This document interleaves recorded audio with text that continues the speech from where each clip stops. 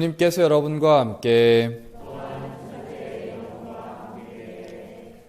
루카가 전한 거룩한 복음입니다.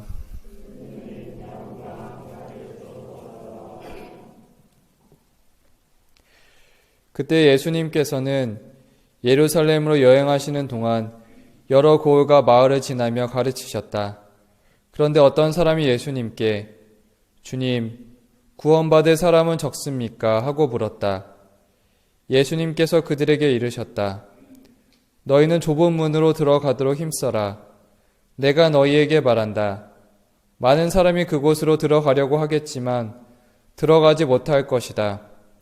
집주인이 일어나 문을 닫아 버리면 너희가 밖에 서서 주님, 문을 열어 주십시오 하며 문을 두드리기 시작하여도 그는 너희가 어디에서 온 사람들인지 나는 모른다 하고 대답할 것이다. 그러면 너희는 이렇게 말하기 시작할 것이다. 저희는 주님 앞에서 먹고 마셨고 주님께서는 저희가 사는 길거리에서 가르치셨습니다. 그러나 집주인은 너희가 어디에서 온 사람들인지 나는 모른다. 모두 내게서 물러가라. 불의를 일삼는 자들아 하고 너희에게 말할 것이다. 너희는 아브라함과 이사학과 야곱과 모든 예언자가 하느님의 나라 안에 있는데 너희만 밖으로 쫓겨나 있는 것을 보게 되면 거기에서 울며 이르갈 것이다. 그러나 동쪽과 서쪽, 북쪽과 남쪽에서 사람들이 와 하느님 나라의 잔치상에 자리 잡을 것이다. 보라, 지금은 꼴찌지만 첫째가 되는 이들이 있고 지금은 첫째지만 꼴찌가 되는 이들이 있을 것이다. 주님의 말씀입니다.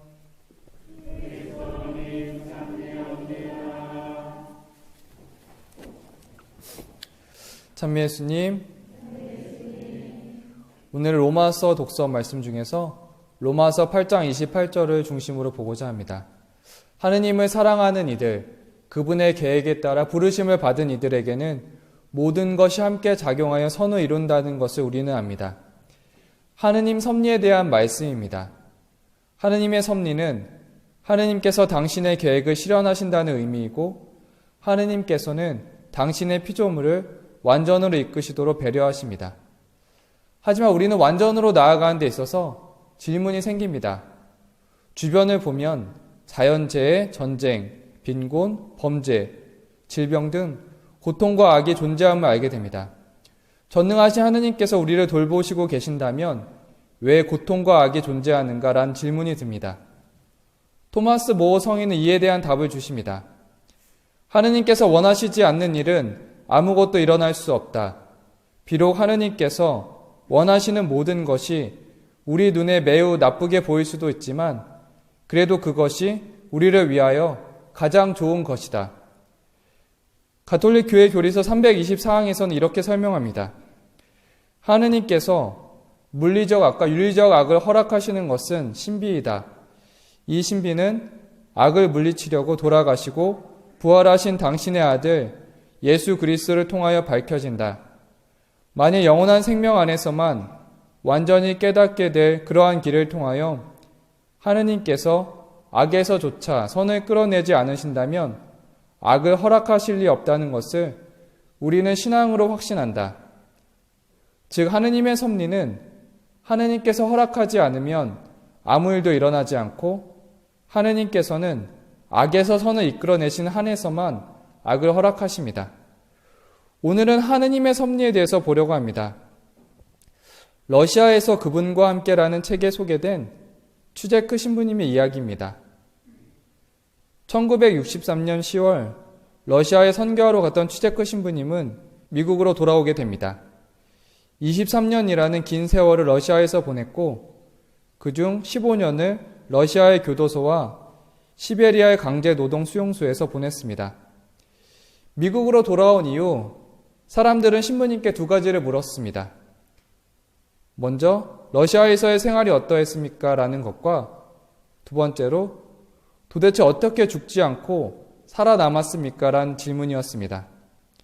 신부님께서는 어떻게 죽지 않고 살아남았는가에 대한 대답으로 주저없이 하느님의 섭리라고 대답하십니다.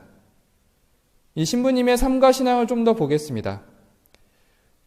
신부님은 신학생 시절 예수에 입회한 후 로마 유학 중에 무신론이 팽배한 러시아 선교를 꿈꾸며 폴란드로 갑니다. 곧 2차 세계대전이 발발해서 그가 사목하는 곳이 나치 독일 점령지가 되었고, 그 위기의 와중에도 신분을 속인 채 전쟁 물자에 보고라 할 우랄 산맥 지대 노동자 모집의 자원에 본래 목표한 대로 러시아에 잔입하였습니다. 그러나 불행히도 이때부터 신부님은 비밀 경찰의 소나기에 들어갔고, 그는 우랄에서 1년여에 걸쳐 신앙의 불씨를 일구던 중 체포당합니다. 모스크바 정치범 형무소에서 오랜 신문과 취조를 받고 간첩이라는 억울한 누명을 쓰게 됩니다. 그리고 예정대로 시베리아 강제노동 수용소로 보내집니다. 그곳에서 북극의 혹독한 추위와 정신과 육체를 핥히는 곳에서 일을 하게 됩니다. 짐승처럼 노동을 강요당하는 기나긴 수용소 생활에서 신부님은 한 번도 누구를 원망하거나 증오하지 않았습니다. 줄곧 신앙을 지키며 그를 찾는 이에게 신부로서 맡은 바를 다했습니다. 러시아 체류 23년 만에 미국과 소련 사이에 인적 교환이 이루어져 미국으로 돌아오게 됩니다. 추제크 신부님은 이렇게 고백합니다. 하느님께서 나를 일부러 부르셔서 그러한 생활을 위한 준비를 시켜주시고 시베리아에서 오랜 세월 동안에도 나를 늘 보호해 주셨다. 내 생애 이정표마다 하느님의 손길이 언제나 함께 하시어 길을 가르쳐 주셨음을 경험으로 알고 있다고 전합니다. 하느님께서는 러시아 수용소에서 고통 중에 있는 추제크 신부님과 함께 하셨고 선으로 이끌어 주심을 보았습니다. 어떻게 살아남았냐는 질문에 섭리라고 전하십니다. 하느님께서는 우리가 어려움 중에서도 선으로 나아가도록 이끌어 주십니다.